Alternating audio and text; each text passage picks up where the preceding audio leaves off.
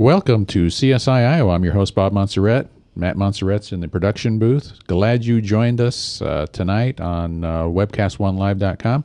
Tonight I got a very good show. We have a guest that deals with training dogs to do various and sundry things. My guest is Robin Habinger. Welcome to our show. Thank you. And you have a website that is Paws of Life Foundation, and you're the Paws of Life person here in Iowa? Yes, I am. It's the Paws of Life Foundation, which is at pawsoflife.org.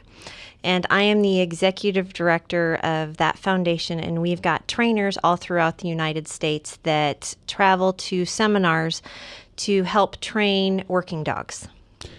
And, you know, I know very little about working dogs, and that's why I brought you in, because you're the expert. There are a lot of things I don't know, but one thing I remember is when I went out to New York for 9/11, they had many dogs there searching for, I don't know if I would say human remains. Maybe that was the case, or for living people. Would it be either one? Yes, for search and rescue dogs is one of the types of search or of working dogs that the Paws of Life Foundation helps train. And the dogs at 9/11, for the most part, had started out doing live find, and those were FEMA teams through FEMA, and there are 29 of those teams in the nation. And then the dogs that came in afterwards are human remains detection dogs, which is the politically correct term for cadaver dogs. Okay, so each dog was trained for different purposes, basically. Basically, especially at the FEMA level, they like one dog, one job. Because if you're putting a dog up onto a very dangerous pile in a situation, and if that dog tells you that somebody is there and they are alive, you are going to put a large number of firefighters in danger by sending them up onto the dangerous pile to search for that person who's under the rubble. I see. So if you had a dog that was trained in both, you may not know what they found. Correct. And it depends on where the dog's being deployed. In a disaster situation, we like to have one dog, one job. But in a wilderness setting, for example, if I am getting deployed to go find a lost or missing hunter, I might not know, depending on how long they've been gone, if they've had a heart attack or some other medical emergency, if they are alive or dead. And so some dogs are cross-trained that they will do both. It's just that the person that is with the dog needs to know that information, I'm assuming. They need to know that information. And for example, one of my dogs is trained on the same command to go find both, and he tells me the same way. Really? So So it's up to you to find out what was found. Right. You just know it's something. So it's just basically like you coming up and tugging on my shirt sleeve and saying, "Hey, Robin, I found it. And then you take me to whatever you found, and I'm like, well, it's an apple or an orange, but I wanted to know either way. So excellent. Here's your cookie." Mm-hmm. Yeah. Now, this work that you do here with the dogs and training dogs is something that you do basically on a volunteer basis. Yes. I actually, this is my volunteer work, and 99% of the search and rescue dog handlers in the nation are volunteers. So on the news, every time you see a cadaver dog handler or a group of search dogs going out to search for a missing or lost person, they are volunteers from your local community. Now, is this something that you've always wanted to do, or is this something that you just stumbled into? It's something I stumbled into. About 10 and a half years ago, I got a very smart border collie who needed a job. And I live in town, and I live in Ames, and the city of Ames probably would not allow me to have sheep in my backyard. So I found something fun for him to do, and it turned out to satisfy my need for lifelong learning, because then I had to learn how dogs learn, how scent works, learning all of those physics classes that I should have paid attention to in high school about thermodynamics and heat transfer, all of that sort of stuff. So I'm continually learning as well. Okay, so the 3 laws of thermodynamics. I'm not going to ask you what they are, Phew. but why is heat transfer? You just caught my attention. Right. Why is this something of significance? So have you ever been out riding a motorcycle or a bike? Yes. And you go through a lower area, and like it's in the evening, it's dusk, and as you go down, the temperature of the air gets colder, and then as you go back up the hill, it gets warmer. Yes. Scent moves with those air currents as to whether it's heating or cooling. So if you are a missing person at the bottom of a ravine, in the evenings, I will search lower portions for you because all of the scent settles, all of the air moves, the cooler air moves downwards. And in the morning, when everything's starting to warm up, I'll work the ridges first because as the air warms, it rises. Okay, so let's say someone is in a structure and they're midway in the structure. You're saying that as the air cools, their scent would be found lower in that structure. If you're talking, are you talking collapsed structure or an existing structure? Because HVAC, heating, air conditioning, all that, does weird, funky stuff to scent. Oh, because it's circulating air. Yes. All right, so in a collapse, you lose that circulation. Correct. And so you have the same sort of concepts in a collapsed structure that you would in kind of a wilderness setting. You will still have more of a tendency to have heat rising because the structures will retain warmth from the sun. So they'll stay warmer longer, but it will also take them longer to warm up in the morning because they've cooled all evening. Okay, so knowing that, then that helps you to plan out your plan of attack for the dog. Yes. And part of the reason is obviously the dog is going to probably get worn out if you work them too much. Correct. So you have to really supervise their actions for their own good. Right. We have, I have a job description and my dog has a job description. My dog's job description is to use its nose to find the strongest source of odor and to tell me. My job description is, besides driving the dog to the location, because most of them think that's why we exist, is because we have opposable thumbs and we can drive. But my job is to put my dog in the likeliest spot where it is going to catch scent. Okay, and so you have to know the layout, know the possibilities. Working terrain, we routinely work with topographic maps to look at the terrain and develop a search strategy based on the terrain, wind conditions, and time of day. Okay, so that's a lot of planning on your part, is what Which it comes is all down to. well, and then you have this other sentient being that's usually running around off leash that you have to try and get them to go in sort of the general direction that you want them to. And when you get back to base, you have to tell the search manager what your probability of detection was for that area. Now, when the dog, and I'm saying dog because I know cats, you can't control them in any way. And they don't have that ability to do anything. We're staff to them anyway, so yeah. Exactly.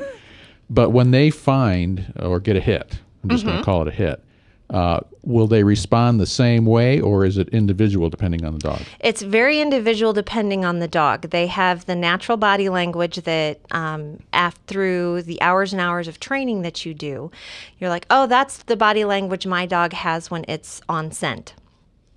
And depending on the dog, I have one dog who is very, very subtle. About the only way I can tell is his nose goes up and his tail goes into a tight little curly Q, and he actually slows down and becomes much more methodical. Now, my other dog is a golden retriever yellow lab mix who is like a blaring neon sign. They're this way. And he speeds up. I've seen him almost run into trees following scent. because he goes, we call it nose blind. It's like their eyes shut off and all they're doing is following their nose. So the dogs have individual personalities. Absolutely. And the dogs that you have, does it matter the breed? The breed doesn't so much matter. The thing that matters is their temperament for being a working dog.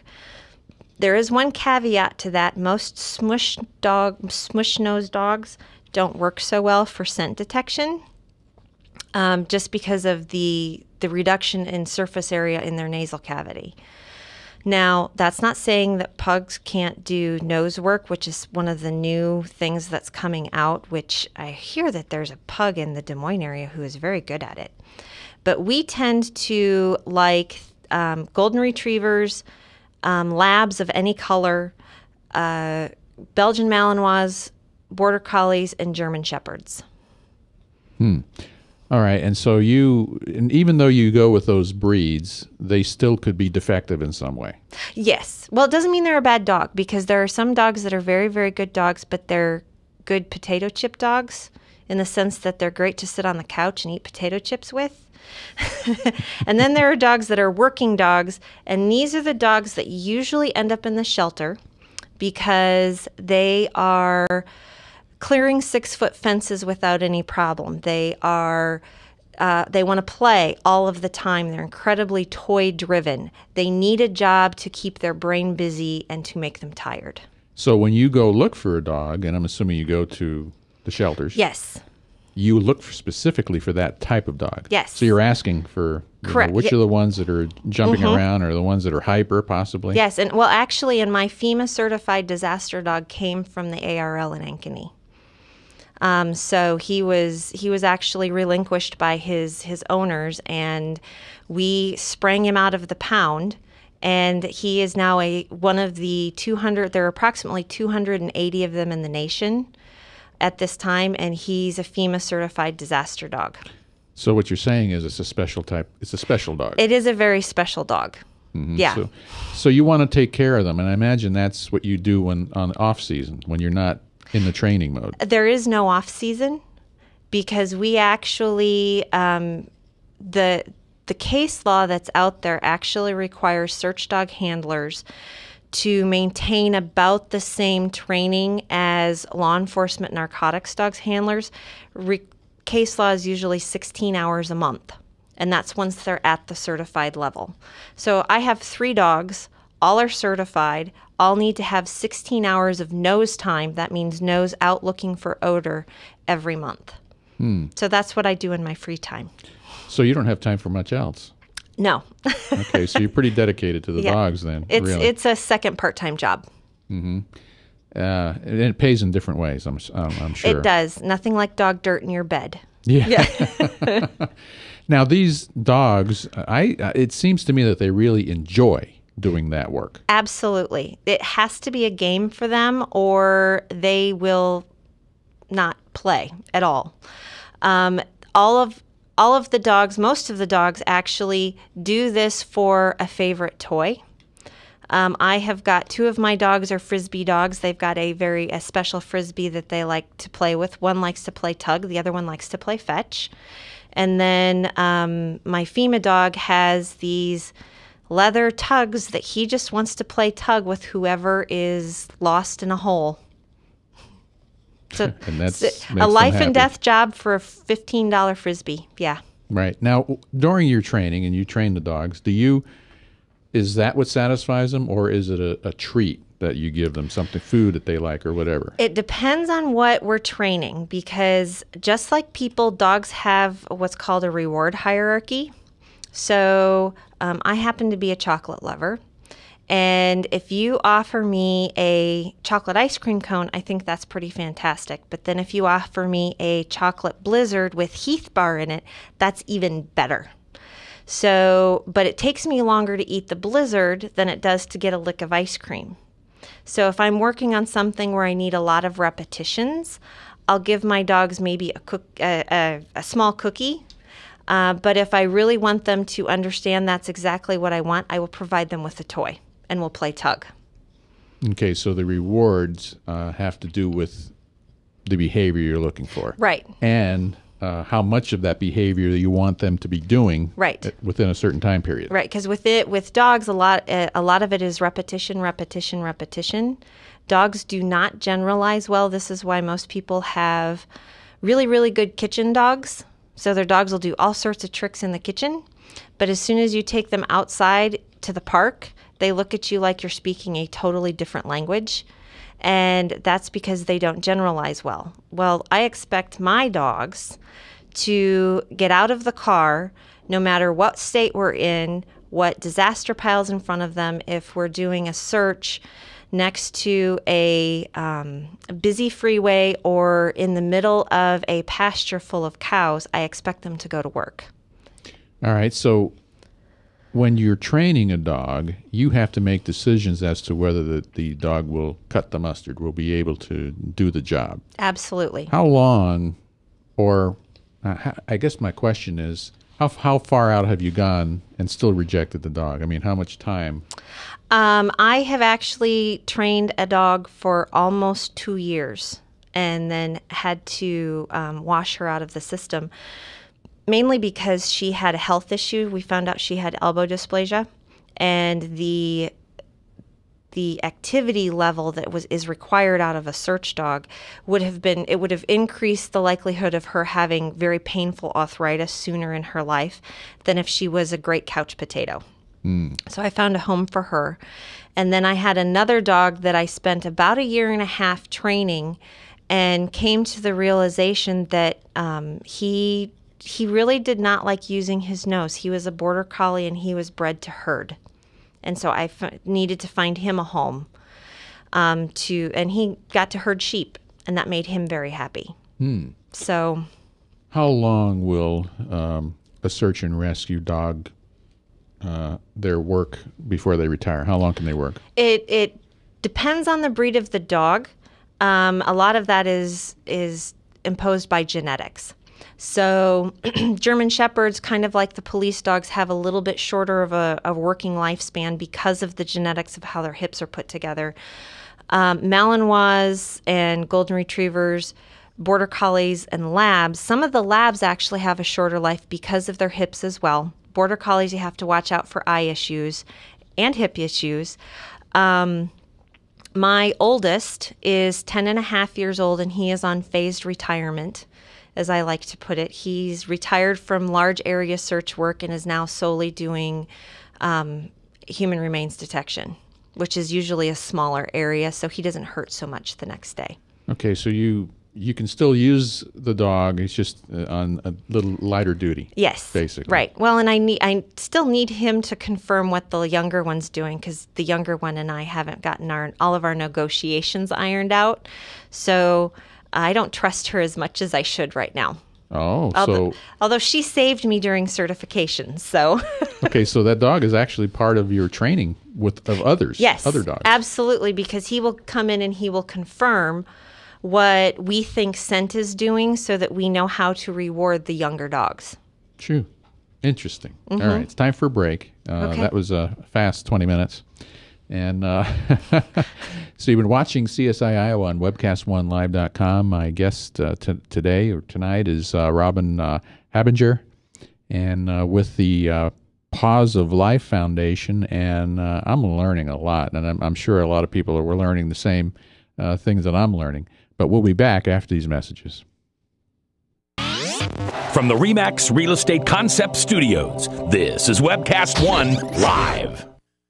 At the BrownellsPoliceStore.com, we specialize in a full line of duty gear for military, law enforcement, and security professionals. PoliceStore.com has a great selection of high-quality and dependable police supplies, all backed by Brownell's 100% unconditional lifetime guarantee. The Brownells Training Group offers firearms training for military, police, professional security, and qualified citizens taught by professionals who are recognized for their knowledge and real experience. Check us out today at PoliceStore.com/CSI.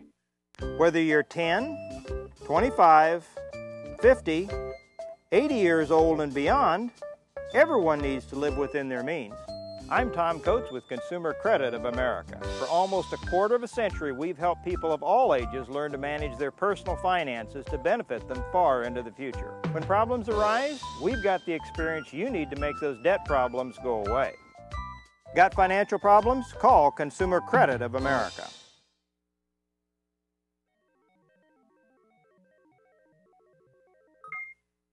From the RE/MAX Real Estate Concept Studios. Listen, watch, chat.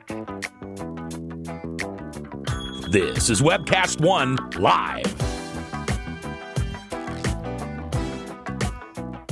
Programs on webcast1live.com are brought to you in part by KDC Builders, building custom homes for how you live. KDC will take your dreams and turn them into reality. Go to our website, kdcbuilt.com, or call Hannah Inman at 515-975-9990. And Tom Coates and ConsumerCreditOfAmerica.com. Are you overwhelmed with mounted credit card debt and feel there's no way out? Well, there is. Call 1-800-955-5765 for Consumer Credit of America. That's ccofamerica.com.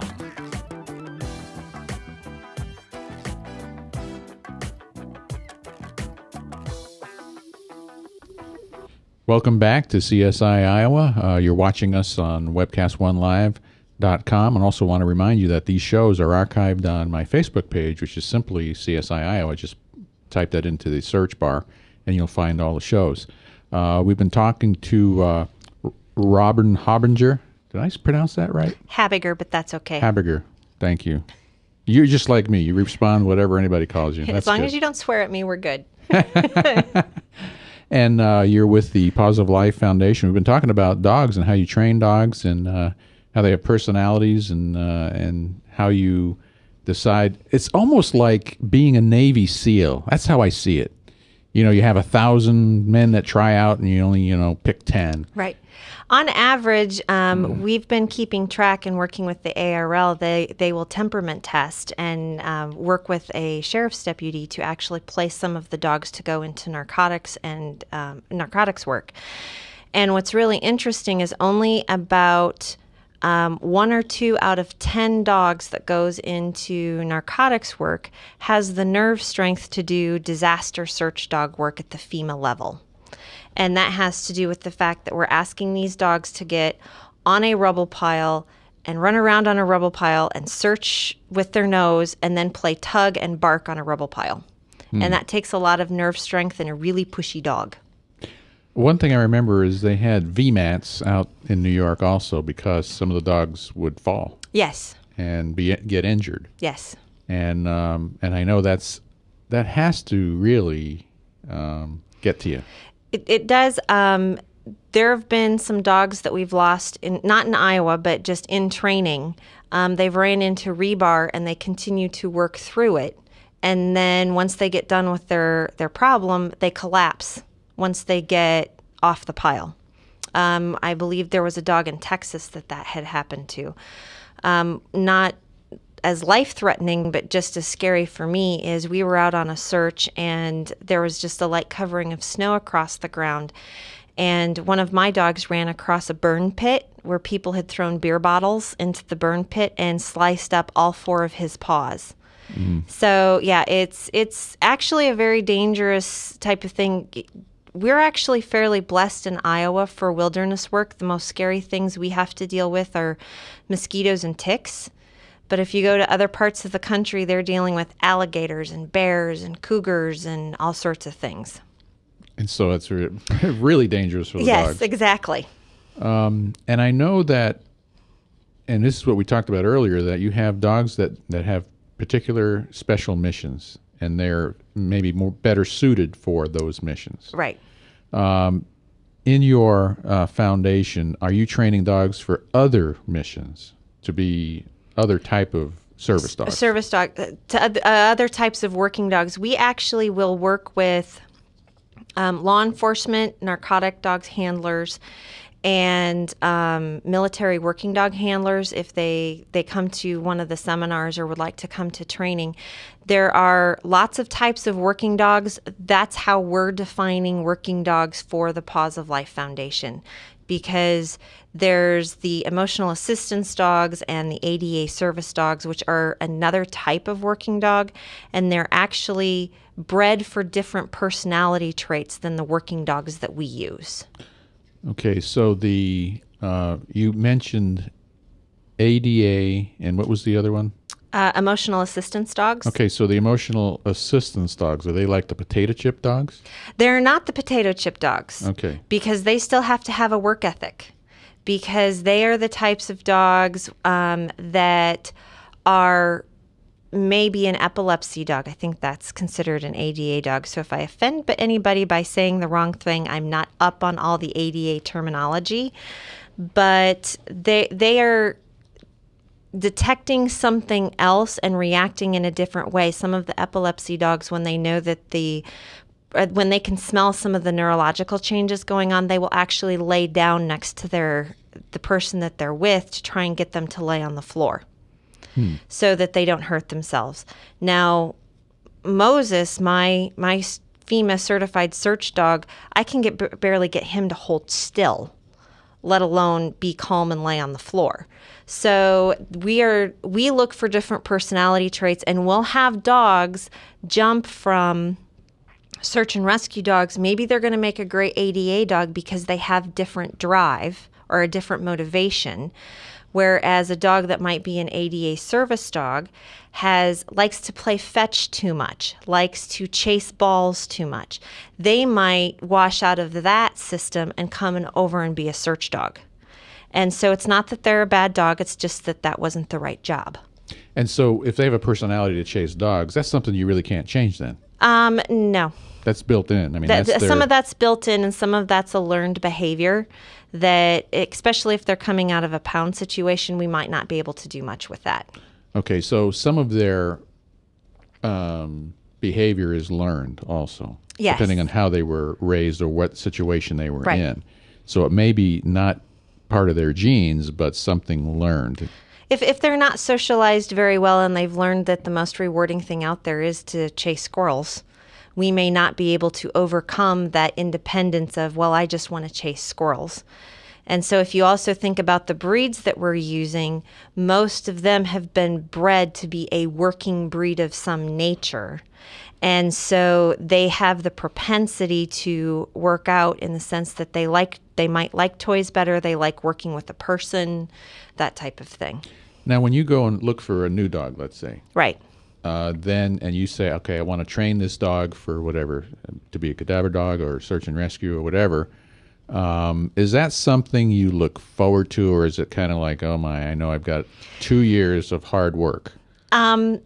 It's exciting and daunting all at the same time. And it also, what's really interesting is whether I want to get a puppy or if I want to get a dog that's about a year old. And the advantages of one or the other? If I get a dog that's a year old, especially if it comes from the shelter, I might not know what happened in its first year of life. So I might be dealing with some weird behavioral issues that could come out. But at about 10 months to a year, the dog's fully mature in the sense of you know exactly what you're going to get. Where do they like to play tug? Do they like to play fetch? Are they scared of loud noises? All of that sort of thing. So you can temperament test very well in that situation.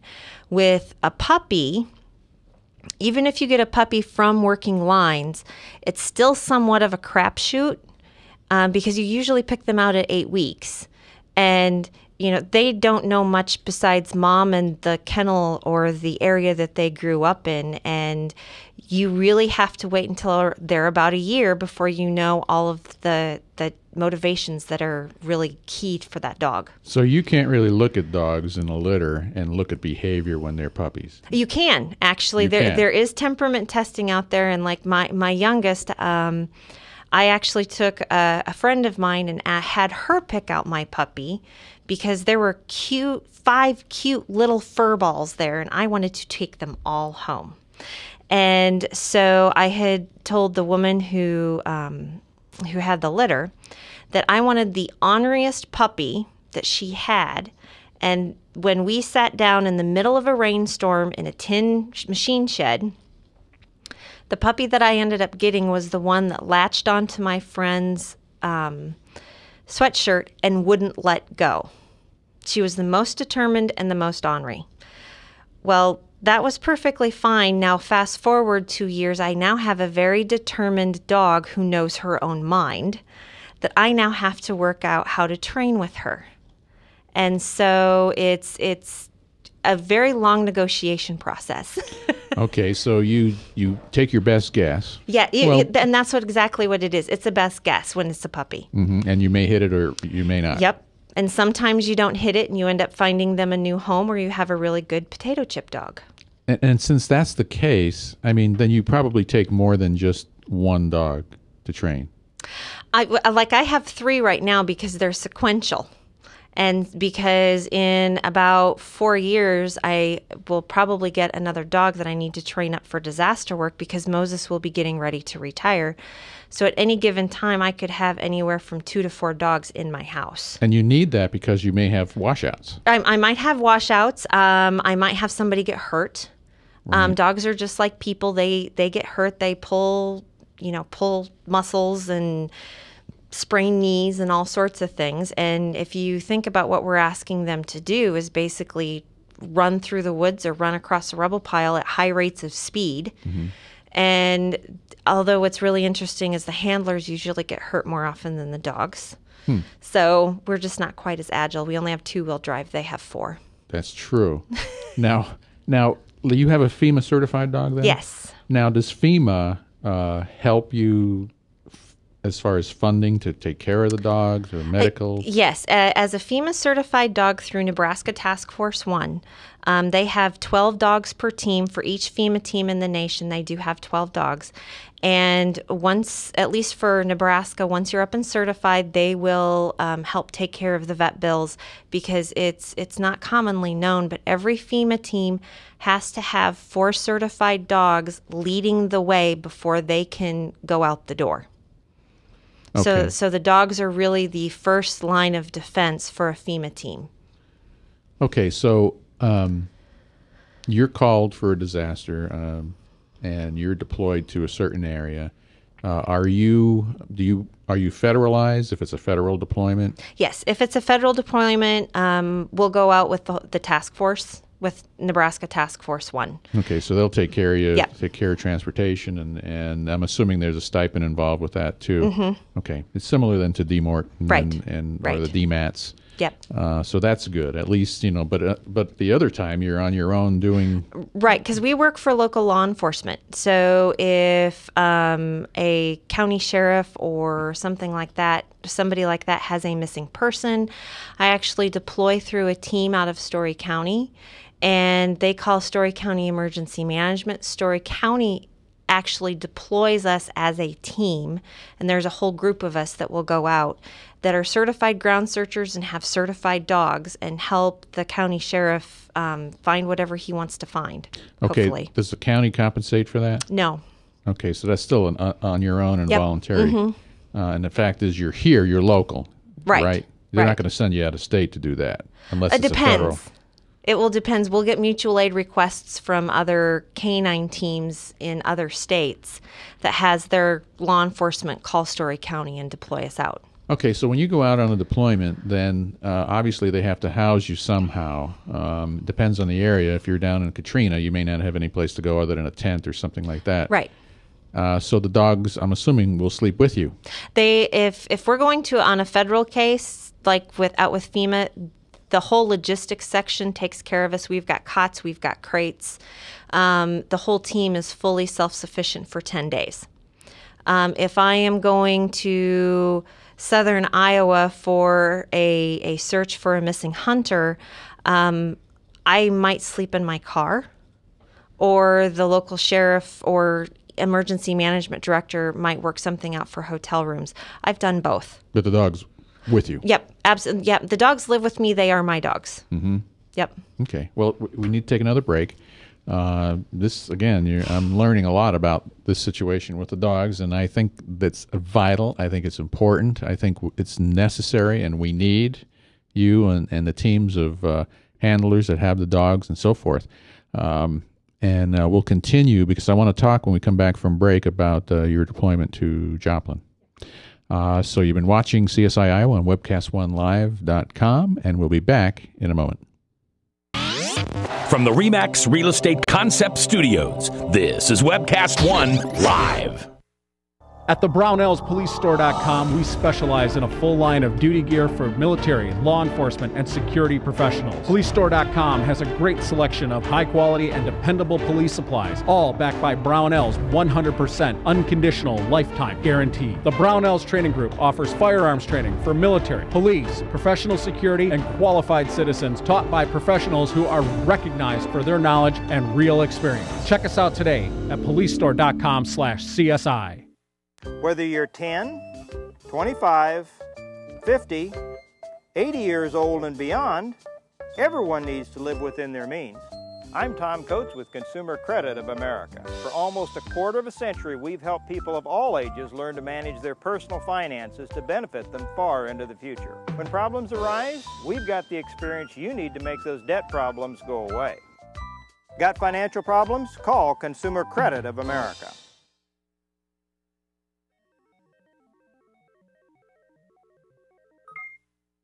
From the RE/MAX Real Estate Concept Studios, listen, watch, chat.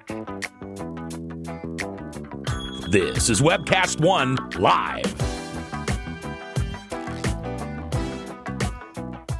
Programs on webcast1live.com are brought to you in part by KDC Builders, building custom homes for how you live. KDC will take your dreams and turn them into reality. Go to our website, kdcbuilt.com, or call Hannah Inman at 515-975-9990. And Tom Coates and ConsumerCreditOfAmerica.com. Are you overwhelmed with mounted credit card debt and feel there's no way out? Well, there is. Call 1-800-955-5765 for Consumer Credit of America. That's ccofamerica.com.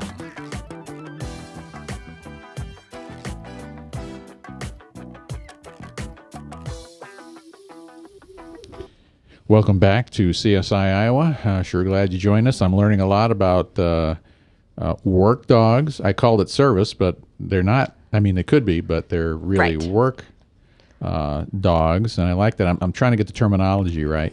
But Robin, you were deployed to Joplin after that huge tornado took out a lot of the city. Yes. I can't even remember the date, but how long before you were called and dispatched to go? The tornado happened on a Sunday evening, and our first operational period that we were out was Thursday morning. And so we actually we got in about 3 or 4 a.m. on Wednesday night, Thursday morning, and then did our first operational period starting at 8 a.m. on Thursday. Were you the first team to go in with the dogs? No. Missouri Task Force 1, who is a FEMA team, responded as a state team because it was within their state. They were down there, I believe they started either late Sunday night or first thing Monday morning doing rescue with dogs. So we went down primarily with the human remains detection dogs to help start recovery. Okay. So, and you said you had a dog that was a dual role dog? Yes. For that purpose? Yeah. And that's the one, did you bring one dog with you then? Actually, I took 2 dogs, however, because we didn't know what else was going to happen. And if Nebraska Task Force 1 got called up to deploy, I wanted to have my FEMA certified disaster dog with me. And so Moses ended up going along more as moral support and just hanging out. And Talon is my older dog, and he is the one who is cross-trained but is primarily doing the HRD work right now. And he was the one that I primarily used. Okay, and you were called to as a relief to the other teams that were there? I mean, were the dogs pretty exhausted that they needed another team to take over? Yes. Usually, it's not only are do the dogs get exhausted, because if you think about a pallet pile, a whole bunch of pallets, that's basically what Joplin looked like. And so you're asking a dog mentally to think about running across an agility field that's that complicated. Plus you have cars driving back and forth. You have random hot dogs. You have, who knows, food from people's refrigerators sitting out. And they have to discount all of those smells to look for exactly what you're asking them to do. And so it's mentally exhausting and physically exhausting for them. And in that type of a deployment, we usually work 12 on, 12 off. That's a long time. That is a long time. Are the dogs looking for a human scent or decomposition? They are looking for the odor of decomposing humans. Okay, that's a specific, as opposed to decomposing meat from a freezer. Yes. Okay, so they have absolutely no problems telling the difference. Actually, there are a whole bunch of insoluble compounds and organic. I'm going to say this wrong. There's compounds that when humans start to decompose are specifically for humans that pigs, cows, horses, anything else don't smell like, and we proof the dogs off of those. That's actually part of the certification process. Okay, so you have all these dead animals that they have to, or with now. And food and everything else. Okay, so they have to get past that and then get to the human scent. Right. Okay, so who provides the human scent then? Is that for the medical examiner or hospitals? Unfortunately, the medical examiner cannot provide us with training materials in the state of Iowa due to Iowa law. We have other ways. For a while, you could actually order a human bone online. It's now actually become very cost prohibitive to do that.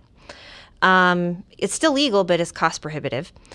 The other thing that we end up doing actually is talking to midwives and mothers and having placentas donated.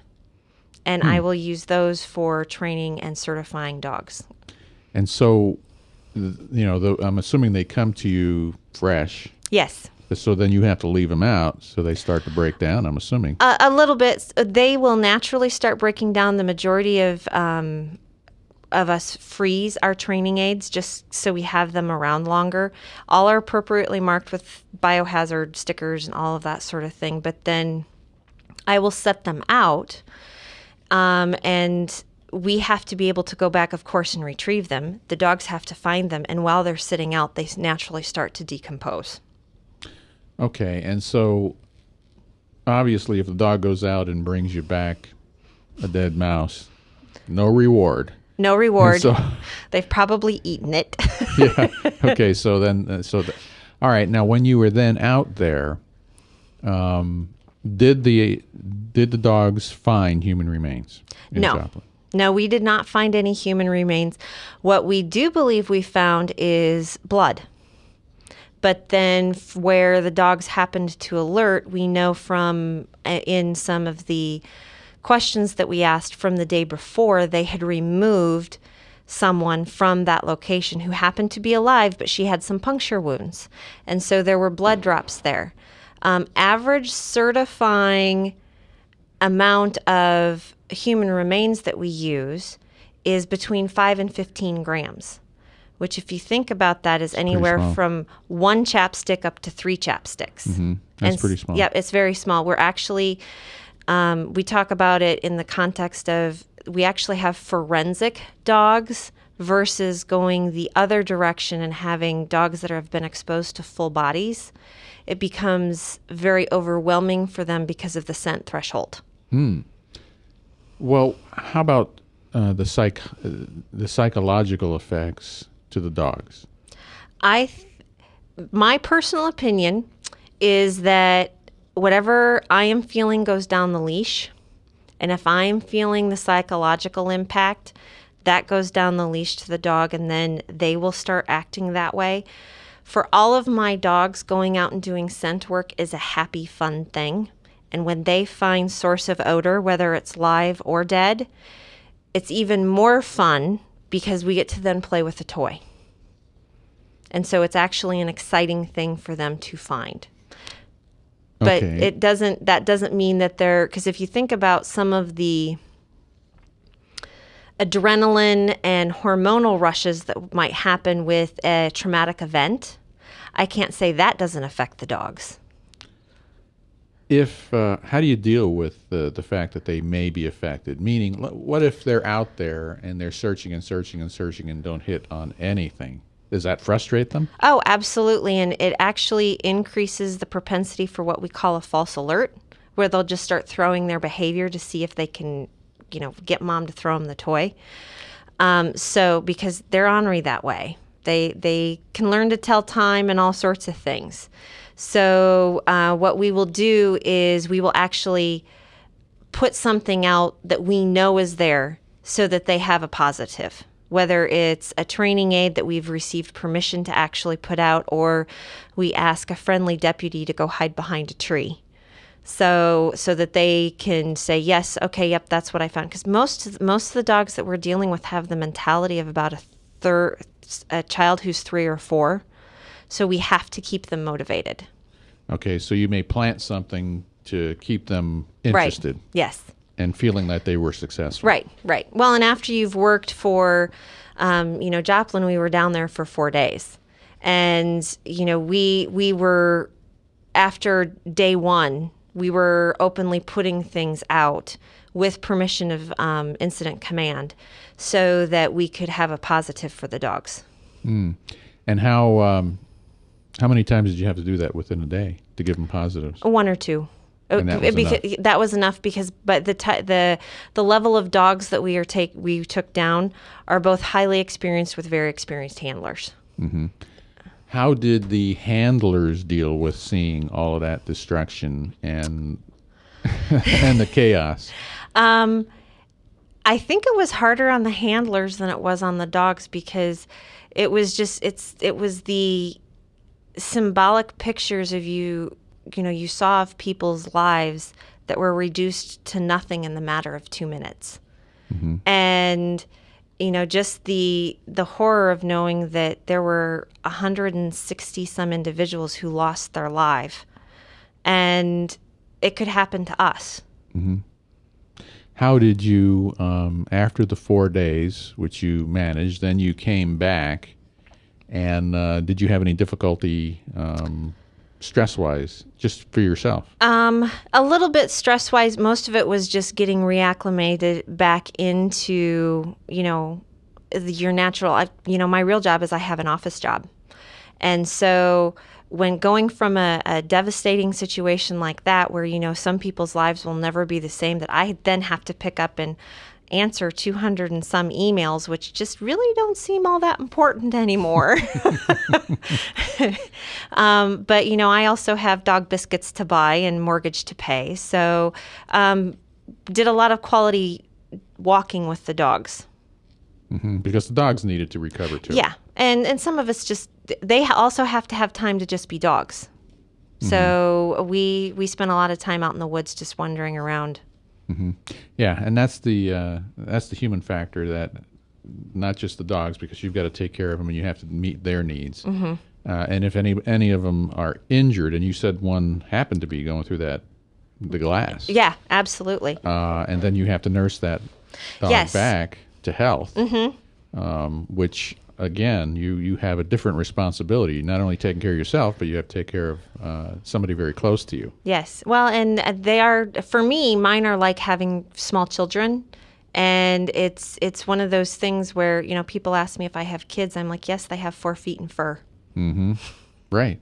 But that's also a responsibility, and you have to care for them because they're going to go into dangerous situation. Absolutely. Yeah. And like any parent, they fear for their kids that they may get injured or hurt.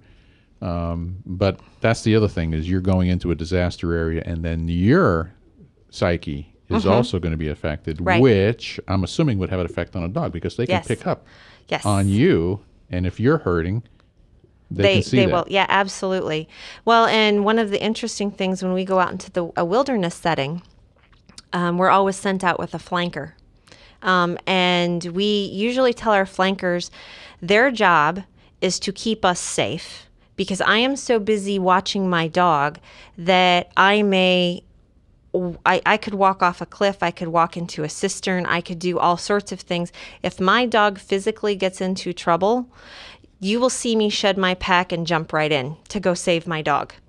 So the flanker is a human. The flanker is a human. Wanted Sorry. to make sure of that. Actually, we usually go out with 2 to 3 flankers, and they're helping us look for clues. They're helping run the radios, because we have to keep in touch with incident command on where we're at.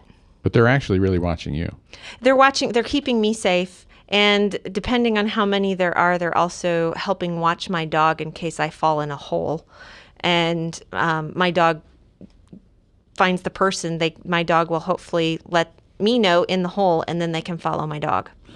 Okay. So when you go out and you're searching for someone in the woods or wherever that's lost, you're bringing not only supplies for you, but you have to maintain your dog too. Absolutely. So you're bringing their supplies. So I will routinely go out in the field with anywhere from, there's 2 liters of water that are usually go in my BDU pants, plus I have a Camelback.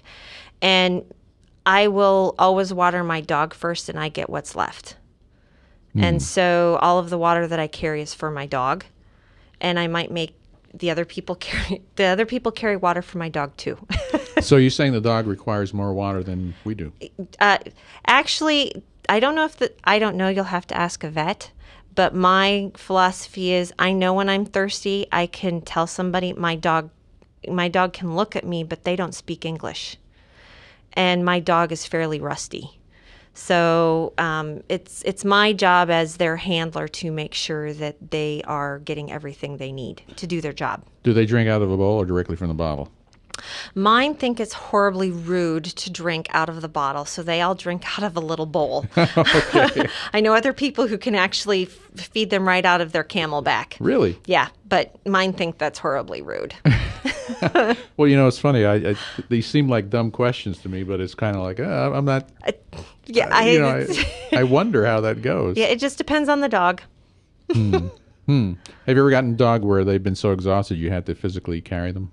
No, but I have actually been at the point with a dog very, very close to heat exhaustion that we actually had to do some cold compresses and make sure and toss them in the car and turn the air conditioner on high and to cool them down. Because most of the dogs that we're picking will work themselves to death for their toy. Because that's the type of work ethic that we try and instill in them. Law enforcement and military working dogs are the same way. That's just how driven they are. So you really have to watch out for yes, them. And that's why the dog gets all the water. They even have doggy Gatorade. Oh, the equivalent of doggy the Gatorade. Electrolytes. Yep. Otherwise known as unflavored Pedialyte also works well. Wow. Yeah. That's interesting. Well, I always wondered about that, and I imagine that when you have to, if you've been with a dog for 2 years at least, and you have to let them go, that's got to be tough for you.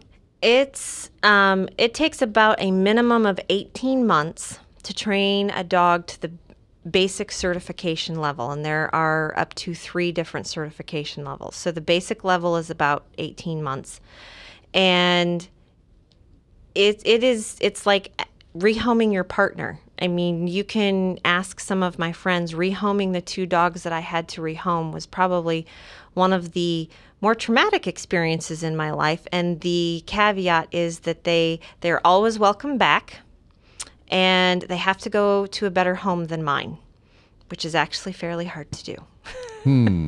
How do you define better home? For me, a better home is usually the dog gets to do the job that it wants to do, that it's going to love.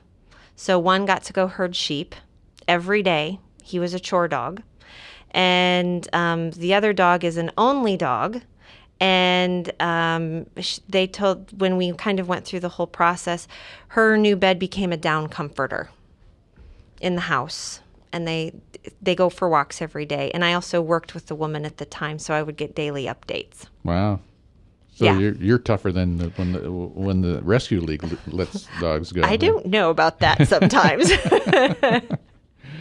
Well, that's good. We're at the end of the show, and I've learned quite a bit about more than I ever knew about dogs. But it's interesting, and I know when I was raised I used to have dogs in the house, and I know that having them, and they were pretty much potato chip dogs. They didn't do anything other than that, but it was nice having them. And now I don't, but we have cats.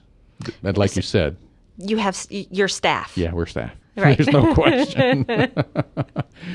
But I appreciate you coming out and explaining what it's about, and I just have nothing but a lot of appreciation for you and the people that go out there with the dogs to rescue people, to find the deceased after the rescue is complete, because it's just in that mess. It's just so difficult to go through that. And when they bring in the heavy equipment, you don't want to be pulling up remains. You want to get them out before that it gets to that point. So it's a vital service, and I'm glad you're out there doing that with the rest of the team. So thanks for coming. Thank Robin. you for having me.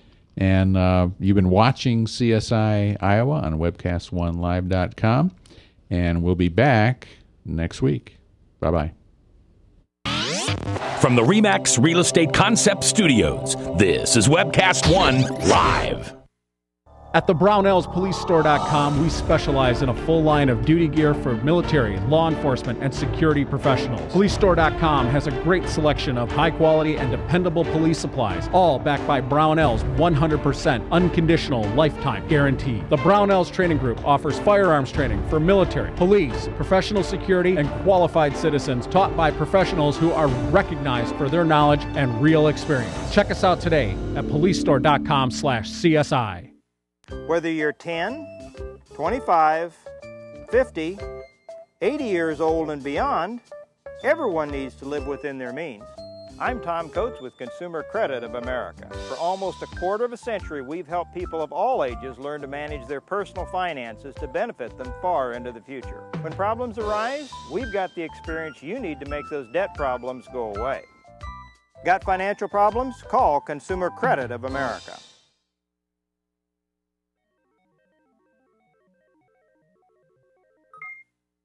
From the RE/MAX Real Estate Concept Studios, listen, watch, chat.